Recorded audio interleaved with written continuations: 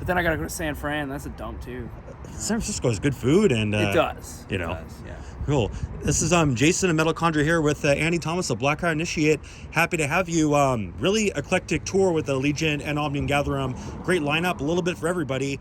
How's it been going so far, especially with shows, kind of come back on the regular? Hope we can keep this up and not like a trend. How's it been going? Yeah. It's been going really good. The shows have been very good for us. I mean, it's surprising because we've been away for a while. Everyone has, but so you don't really know if people are going to be excited to see you again. Yeah. And they seem to be. So everything's good. And yeah, the bands are really cool. Good guys. Great musicians. So is it kind of hard to? Because the songs for Black Crown Initiate are, like not, I wouldn't call super short. I wouldn't call like Opeth long either. Right. But you're opening the tour, so has it been easy to find however long the set is to make that impact, to play enough songs, but has that been easier than maybe expected, or just? Well, it's kind of like, so when we put the set together, because we didn't get to tour on the last album that we put out. Yeah. So it's kind of heavy on that material. So we just tried to, cover the base, fill in the bases otherwise. Mm-hmm. So it wasn't terribly difficult to put a set together. I mean, we still, for an opening band, we have a good slot. It's 35, 40 minutes depending on the night. So That's we good. can play some music. Oh, good to hear. So it's not been difficult, no. Okay. And talking about that album, Violet's Portrait of Doomed Escape, I love that title.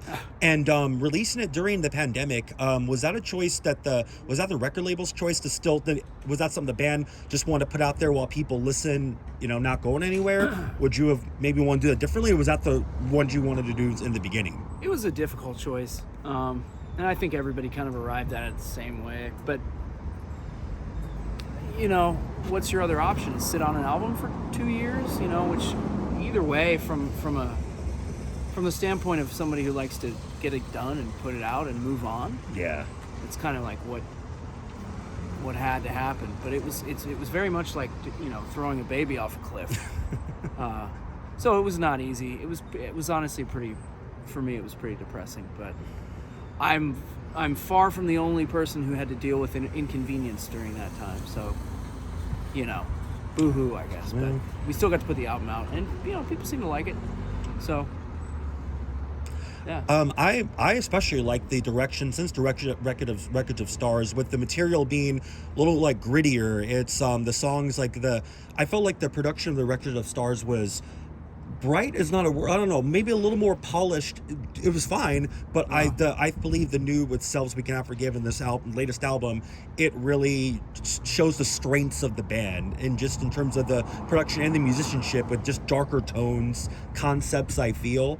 Yeah. Was that something that was that the direction you wanted to go in, or that just kind of happened? Because I would say, compared to the first album, if you showed the person each album, sure, they would probably say, oh, that's them, if you minus take out the vocals. It's I think radically different. Yeah. What would you talk to me about the direction since the first album and the last two previously, of what that's been like, and just that new, I don't know, that it's darker. I think it serves the band really well. Oh, thank you. I was actually just talking to Greg, the guy who's playing guitar for us on this tour, about that the other day. Like, I don't really this might sound, I don't know what it'll sound like, but I don't really have a direction. So it's just sort of like,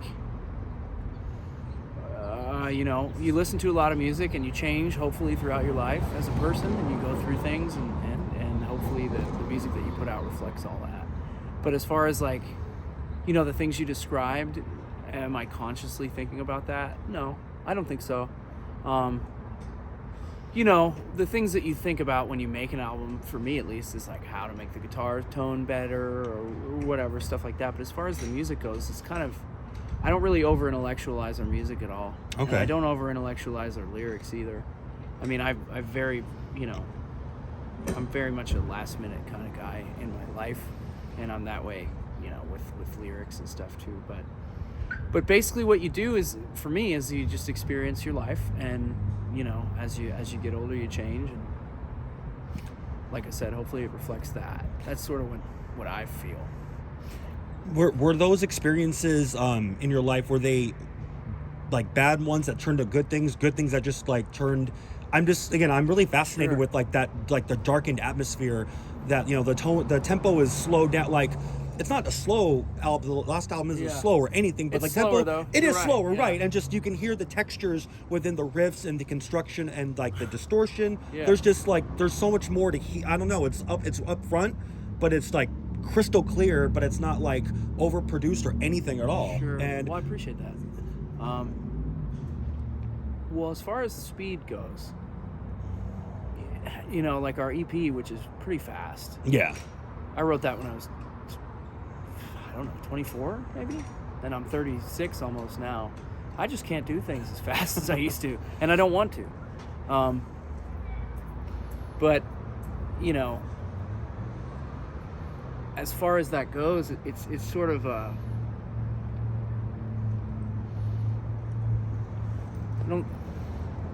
I forgot the question.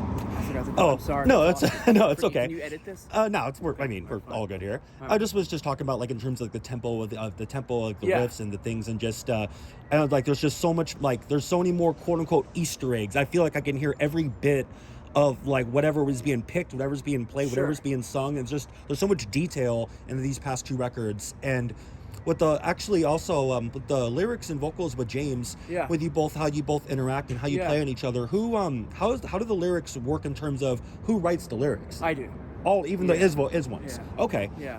What does he exactly like? What does he contribute on his end in terms of, do you do vocal patterns, other musical elements? James basically shows up and is very good at singing. Okay. And that's what he's always done. Is just, I mean, he like, I don't tell him, like, I write lyrics and vocal patterns and all that. I do all that. But you know, it's just sort of, it's just something that I've always done, the music and the lyrics, and it kind of goes hand in hand for me. And I have a very specific way of doing things, which isn't very organized. But he just shows up and is able to execute whatever he has to, really. And that's what he works on a lot. Is he works on his breathing and his vocal techniques. He does voiceover.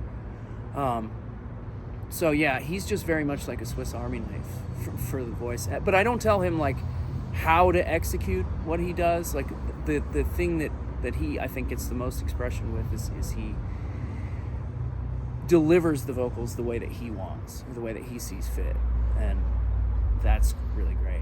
I mean, he's great. Yeah. Was there ever a decision in like, can you, like in terms of him doing the heavy vocals, you doing the clean vocals, was there ever like a discussion of like, did you ever want to do those kind of growling vocals, or was just never something you wanted to do? Or is that just something that just like, was there experimentation like maybe in the beginning to see what the dynamic was like and figuring things out? There's actually I have an old SoundCloud page somewhere, I don't know, but there's a version of Stench of the Iron Age where I did all the vocals, and it was the same patterns that James sings, but it was me. So I do that I do backing stuff like that live, but it's just not, first of all, I'm nowhere near as good at it as him. And second of all, I just prefer singing. You know, that's the way that I've always expressed myself vocally. And I don't think I necessarily have a voice that's well suited for doing what he would do. You know, if you've ever heard his speaking voice, it's like the deepest voice ever. It's like James Earl Jones. So it just works better for him. But yeah, we never. And vocally it's something that we've developed more over time, because on the last album he experimented with some stuff and singing, because he's a good singing voice as well, and we've been doing more live with that. So I think as it goes on, you know, it'll change roles. The other thing is, like, having to play and sing for me is very stressful. So,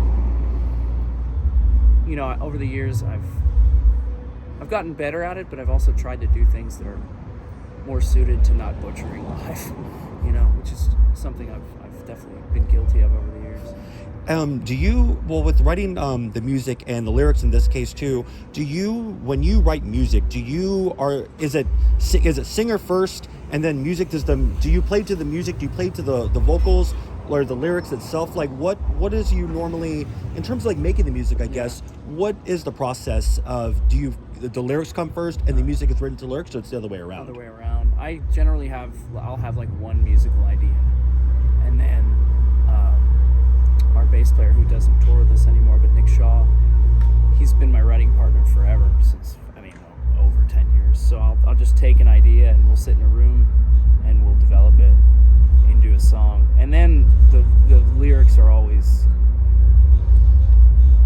I call it like inventorying life experience. So I just over the years think about things that I might want to say when it comes time, because I don't journal and I don't write. I don't do anything like that. And then when it comes time to put lyrics and vocals to it, it just kind of happens. It's pretty. That's the easiest part for me. Yeah. So lyrics are just kind of, you just think about whatever pisses you off or hurts you or whatever, and they're always there. So you just kind of let them out. And with the 3 albums, I noticed like on like each last song, Linear, Vicious Lives, and He Is the Path. It's like the end song, like it's like it goes from there's a clean vocals. There's this weird particular like almost conceptual theme, it feels like, with those, even though it's different albums, but like each song it's a shorter song, or Vicious Lives is like it's a very slow build up to a very last minute explosion of distortion and riffing. And this new one, it had just this more like, I don't know, like folky. It was I find it fascinating that these like last 3 to like have that. Is that just a way to close each album? Is there something, are those linked together in anything? No, I mean, the thing that I'm kind of obsessed with as a person and have been forever is the cyclical nature of everything. And I sound like I have my head up my ass when I say that, but it's true. Like everything is just constantly doing that. So I think music and an album in particular, like being cyclical, is sort of something that I've just always liked the aesthetic of, because it is literally everything. So everything is a cycle. And that, I think our albums hopefully reflect that, because you can't escape it. No, we're just going through it each day and everything, Mm-hmm. And in terms of the lyrics as well, like Years in Frigid Light, there's initially when you hear the part of it, every bend that breaks him, and then it's like a part like, oh, it's a clean part, and then goes back to distortion, and then a few minutes later it comes back, and every bend she has that breaks him, and it's like this, it kind of comes back in a circle. And I found that part really unique. And in terms of, you said, of how you write and what you write about, that seemed personal. Like it just sounded personal, how it like just, I don't know, like one instant it came in and it changed the whole dynamic, and it came back later, a very epic portion of the song. Tell me about the writing about that, like that particular song, and just maybe like that example of lyric of what you write about and how you express yourself. Well, I don't really like, and I'm not being a dick, I just don't really like talk about what the lyrics are about. Okay, that's fair. I find it better when people, think about that on their own, or get whatever they can get from it. But I will say that a lot of that album is about trauma. I think as people, like everyone's childhood trauma kind of defines them as a person, and a lot of times, at least in my case, it led to all manner of addictions and all kinds of shitty behavior as in my 20s and 30s. And, in my early 30s, I kind of made conscious decisions to live a better life. And I think in a lot of ways that album deals with all that stuff. So, yeah, that's pretty much it. Okay.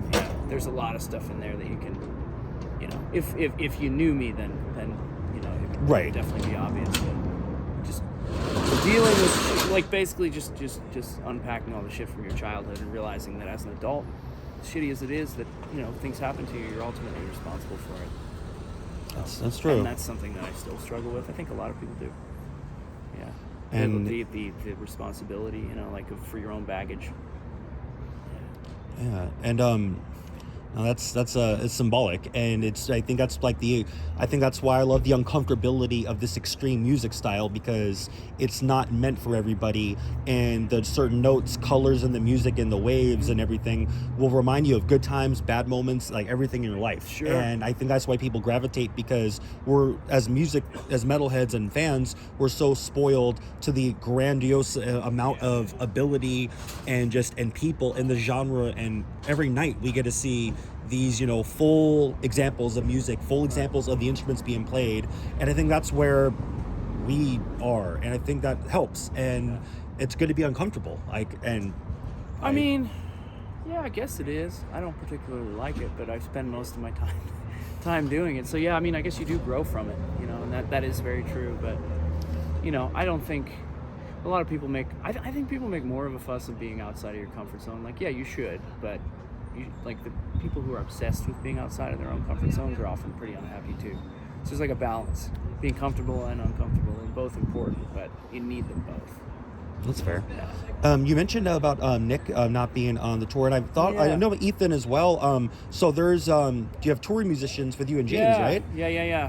You know, the thing about being in a band is a lot of people don't like touring, and there's a lot of reasons for that, and they're all valid. So, you know, when people decide they don't want to tour anymore, you have to deal with that. And you know, yeah, we have a good group of guys playing with us on this tour, though. Yeah, we've Zach Baskin and Joey Ferretti from James's other band, Replicire, the bass player and the drummer, respectively, and we have Greg Paulson on guitar. He plays in a nuclear blast band called Animus. Killer guitar player. Great That's guy. great. Too. They're all great guys. Yeah. I'm glad it works out. Does that? I mean, so they'll still contribute like with the albums and the studio albums like that. That's still perfectly. More than likely not. Okay. Yeah. Just I mean, a transition. At this point, yeah. I mean, that's something that's the line you figure out, but you definitely want to tour with people for a while before you have them join your band, which is something that I've also learned over the years. Right. Yeah, you got to really get to know somebody. What after this tour, is this a thing where, you know, again, like these shows lately, and it's with, you know, COVID and the pandemic and Sure. everything, but again, I hope this stays. Like, I want this to I don't want this to be a trend or just a blip. I want this to stay, and people understand that this can all be taken away again for Sure. some crazy form of life. Sure. So is there, after this tour, is it just going to be any good slot the band wants to tour as much as possible, or is it just kind of carefully picking what works, or what would you like to do this year and going forward? So to be honest, I literally, 5 days before this tour started, I moved from Arizona to Pennsylvania with my fiance. Oh, wow. So immediately when I get home from tour, I've got some personal life shit to sort out. But after that, yeah, we're gonna. Be hitting the road. I think we may make another album soon too. But it's all up in the air. I mean, that's all going to happen. It's just the timeline I'm not really certain of yet. But yeah, it's good to. I mean, people are really happy that we're back, and I'm happy to see everybody. You know. Yeah, no, this is a very eclectic tour. I think this is Omnium Gathering's first time headlining in the States. I think. Might be. I think that's right. I think they were saying they've toured here 5 times. But Yeah, they've toured with Insomnium, they toured Drug Tranquility, but they didn't headline.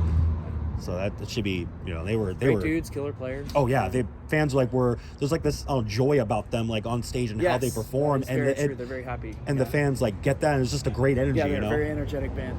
Happy to be there. It's great. Good entertainers. Yeah.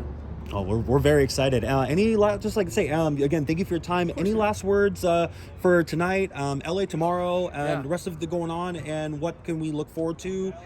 Just your last say on whatever you like to say. Yeah, I appreciate the interview. I appreciate you taking the time. Like I said, I'm really happy that everyone has been so receptive to us, because I wasn't sure if that was. I mean, yeah, I was hopeful that would be the case, but you don't know. You know, you could come back after however long it's been. I don't even know anymore. 2 years, 3 years, whatever. And, you know, nobody gives a shit about you, and that doesn't seem to be what's happening. The funny thing is, I remember actually really quick, I remember when I interviewed you and about Naval Biscaris' time here, and you said that, I remember the quote in the interview, oh, we actually do have fans. Yeah. Well, we still do. So as long as that's the case, then, you know, you can keep moving. Sounds good. Yeah, but yeah, thanks everybody, and we'll see you around. We're still out here for a little while. It's just over 2 weeks, I think. Barely, huh? Yeah. Time's flying. All the shows, like some good Dude, shows coming up. I mean, like I said, I literally drove with my fiance from Arizona to Pennsylvania, and then left Pennsylvania. I was in Arizona again yesterday. So I don't know, it's like, wow. Whoa! So that's why I'm tired, you know.